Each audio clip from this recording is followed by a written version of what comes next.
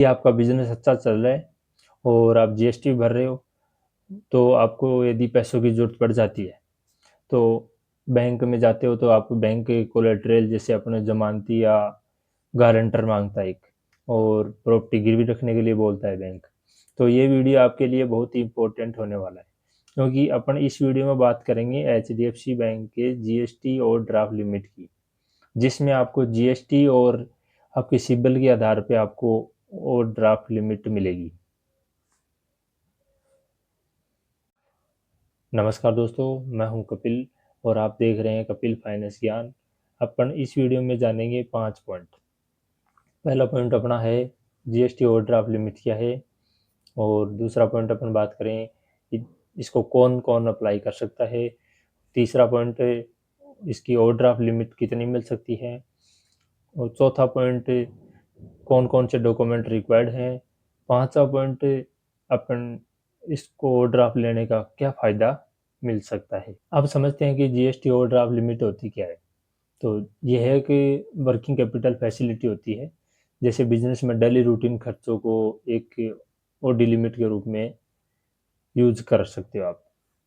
तो जैसे आप स्टॉक खरीदना या पेमेंट करना, या मान लो पीछे का स्टॉक का पेमेंट करना, स्टाफ को सैलरी देना, और बिजनेस को मेंटेन रखने के लिए यूज कर सकते हो आप।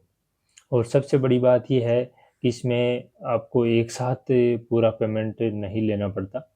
जैसे कि आप लोन लेते हो किसी बैंक से, तो उसमें क्या होता है कि आप जैसे लोन लिया, तो लेने के जस्ट उसी दिन से आपको ब्याज शुरू हो जाता है, और वो जब तक लोन कंप्लीट नहीं होता तब तक वो ब्याज लगता है। और पूरे 10 लाख रुपए जैसे लिया आपने, तो उस पे पूरे पे ब्याज लग के जुड़ के आपको ऐड होके ईएमआई बना दी जाती है।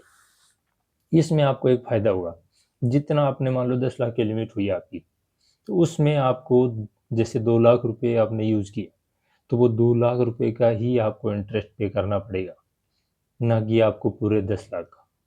ये आपको फ़ायदा होगा इसमें। अब अपन बात करते हैं दूसरे पॉइंट की, कि आपको डी लिमिट कितनी मिल सकती है। तो H D F C bank लगभग आपको 5 लाख से 2 करोड़ रुपए तक की डी लिमिट दे सकता है। यह डिपेंड करता है आपके 4 पॉइंटों पर। पहला पॉइंट आपका है कि जीएसटी का टर्नओवर कितना है। दूसरा पॉइंट बैंक स्टेटमेंट। तीसरा पॉइंट आपका सिबिल स्कोर।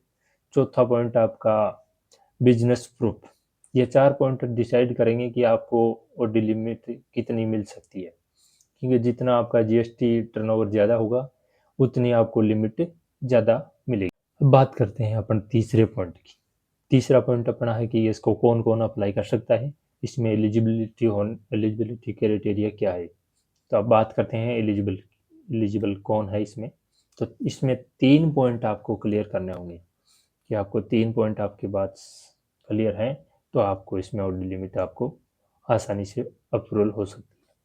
ये 3 पॉइंट कौन कौन से हैं।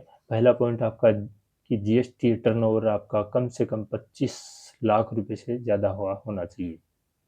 दूसरा पॉइंट आपका सिबिल स्कोर है वो 720 प्लस का होना चाहिए। तीसरा पॉइंट आपका है कि जीएसटी रजिस्ट्रेशन कम से कम आपका 2 साल से पुराना का होना चाहिए। यदि ये 3 पॉइंट आपके क्लियर हैं, तो आपको ये ओडी लिमिट अप्रूवल होने में बहुत ही आसानी होगी। अब बात करते हैं पॉइंट नंबर 4। पॉइंट नंबर 4 क्या है अपना, डॉक्यूमेंट रिक्वायर्ड क्या क्या होते हैं ओडी लिमिट लेने में। तो अब मैं आपको मेन मेन डॉक्यूमेंट बता देता हूँ कि 4 डॉक्यूमेंट आपके पास होने चाहिए। 4 डॉक्यूमेंट कौन कौन से हैं। पहला डॉक्यूमेंट आपका पैन कार्ड। दूसरा डॉक्यूमेंट आपके पास जो बिजनेस के नाम से उद्यम आधार रजिस्ट्रेशन जो आपका किया हुआ है वो। तीसरा इसमें आपका बैंक जो यूज कर रहे हो आप, उसका बैंक का 12 महीने या 1 साल का स्टेटमेंट, बैंक स्टेटमेंट चाहिए। और चौथा पॉइंट इसमें है कि जीएसटी आईडी पासवर्ड, जो आप जीएसटी यूज कर रहे हो उसका आईडी और पासवर्ड। आपसे बैंक एडिशनल डॉक्यूमेंट भी मांग सकता है, जैसे कि आईटीआर आप जो फिलअप कर रहे हो वो, और या फिर कोई बिजनेस प्रूफ कि आपको ओडी लिमिट ज़्यादा मिल सके, उसके लिए आपको एडिशनल डॉक्यूमेंट भी मांग सकता है। पॉइंट नंबर 5 की बात करें, तो इसमें है कि आपको ओडी लिमिट लेने के फ़ायदे क्या है। तो पहला फ़ायदा तो ये है इसमें कि इसमें कोई ज़मानती या गारंटर की ज़रूरत नहीं है और ना ही इसमें कोई किसी मतलब कि आपको प्रॉपर्टी गिरवी रखने की ज़रूरत। दूसरा फ़ायदा अपना है कि इसमें बिज़नेस को ग्रोथ करने में आपको इमरजेंसी फंड हेल्प मिलेगी। तीसरा फ़ायदा अपने को ये है कि इसमें अपने के जीएसटी जो ओवरड्राफ्ट लिमिट है वो भी बढ़ सकती है। वो कब बढ़ेगी? वो मान लो आपने इस महीने में आपने ओडी लिमिट ली तो उसके अगले 8 महीने तक जीएसटी सेल आपकी इंक्रीज हुई तो ओडी लिमिट भी आपकी इंक्रीज हो जाएगी। चौथा अपने को फ़ायदा इसमें ये है कि इसमें कोई हिडन चार्जेस कुछ भी नहीं है, कोई भी चार्ज नहीं है। सबसे महत्वपूर्ण बात ये है इसमें कि आपकी car loan, home loan, gold loan ये भी आपके चल रहे हैं, मान लो सिक्योर लोन चल रहा है तो इसको भी बैंक बहुत ही कम काउंट करेगा, इसमें ऑब्लिगेशन में काउंट करेगा। आपको डिलिमिट ये भी चल रहे हैं तो भी मिल सकती है आपको। अब बात कर लेते हैं इसमें कि ओडी लिमिट का चार्ज और इंटरेस्ट कितना लगेगा अपना। तो चार्ज की बात करें तो पहला चार्ज अपना लगेगा कि प्रोसेसिंग फीस जिसको पीएफ बोलते हैं, वो आपका जितनी ओडी लिमिट होगी उसका 1% आपका प्रोसेसिंग फीस लगेगी। और दूसरा चार्ज लगेगा आपका स्टाम्प ड्यूटी, वो आपका जितना ओडी लिमिट होगी उसके 0.25% लगेगी। इंटरेस्ट की बात करें तो इंटरेस्ट में आपका जितना आपने लिमिट यूज़ करी है उसका 1.15% लगेगी।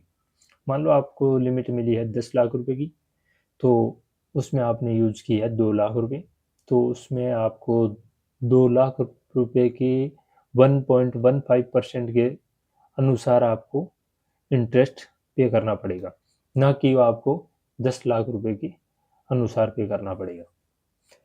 और इसमें बात कर लेते हैं अपन कि यह ओडी लिमिट ये सारे क्राइटेरिया होने के बावजूद भी किन किन लोगों को ये ओडी लिमिट नहीं मिल सकती है।